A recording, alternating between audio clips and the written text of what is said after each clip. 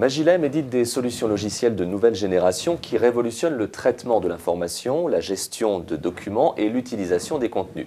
Ces solutions permettent de maximiser l'exploitation des contenus d'entreprise et le réemploi des connaissances, créer de nouvelles publications par assemblage de fragments documentaires existants, gérer la propagation d'une information dans un réseau de contenus, manipuler des contenus à forte valeur ajoutée, issus des bases Big Data. Et ces solutions apportent des bénéfices considérables, gain de temps, de productivité et optimisation des ressources, sans oublier l'amélioration de la qualité. Isabelle Gédé, bonjour. Vous êtes directrice générale Magilem. Qui sont les clients de Magilem? Aujourd'hui, les clients de Magilem sont des grands comptes du secteur industriel aussi bien que tertiaire et qui ont tous les mêmes challenges. Ils ont accumulé de la connaissance, ils ont accumulé du savoir-faire et ça leur a coûté très cher. Le coût de développement d'un tableau de bord d'avion, d'une plateforme électronique, d'un jeu vidéo, ce coût devient exorbitant. Les process sont complexes, les équipes sont dispersées, les entreprises sont globales.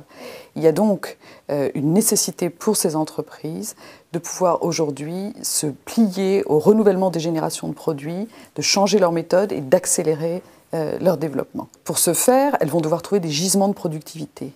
Et ces gisements de productivité, ils sont dans les ressources humaines de l'entreprise, dans les ordinateurs où sont stockés des contenus accumulés, du savoir-faire, dans des formats différents et d'origines différentes et produits par des équipes différentes.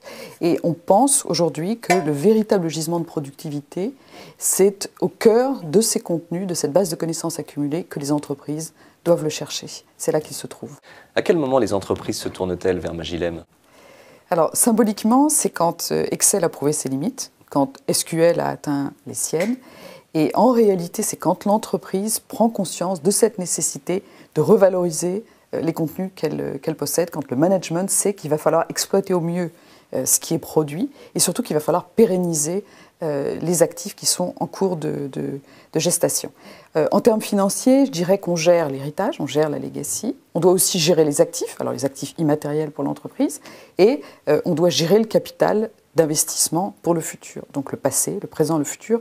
Tout en réalité, tout le challenge réside dans la capacité à gérer ces fameux contenus d'entreprise, contenus de métier. Qu'est-ce que Magilem apporte à ses clients? Quelle est votre promesse? Vous noterez d'abord que j'utilise exclusivement le terme de contenu et jamais le terme de document. Et il y a une raison à ça, c'est qu'on s'intéresse véritablement au contenu, pas au format, mais au sens des contenus métiers. Les contenus, ce sont les objets métiers de l'entreprise virtuelle, de l'usine virtuelle.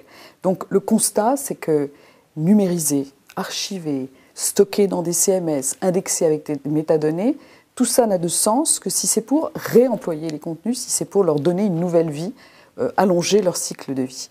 Et on propose des outils nouveaux qui permettent d'accompagner les entreprises dans la transformation de ce cœur de métier vers de la gestion éditoriale de contenus métiers. Mais comment faites-vous pour tenir cette promesse? Il y a en réalité 5 composantes. Il faut préserver l'existant, il faut organiser les contenus, il faut savoir les actualiser, il faut savoir les analyser et ensuite il faut savoir permettre aux gens, de manière collaborative, de les réemployer. Mining your own expertise, c'est votre signature. Finalement, tout est résumé? Oui, à dessein. Mining, il faut savoir exploiter le gisement et quel meilleur gisement que l'expertise et le savoir-faire de l'entreprise. Merci beaucoup Isabelle Gédé.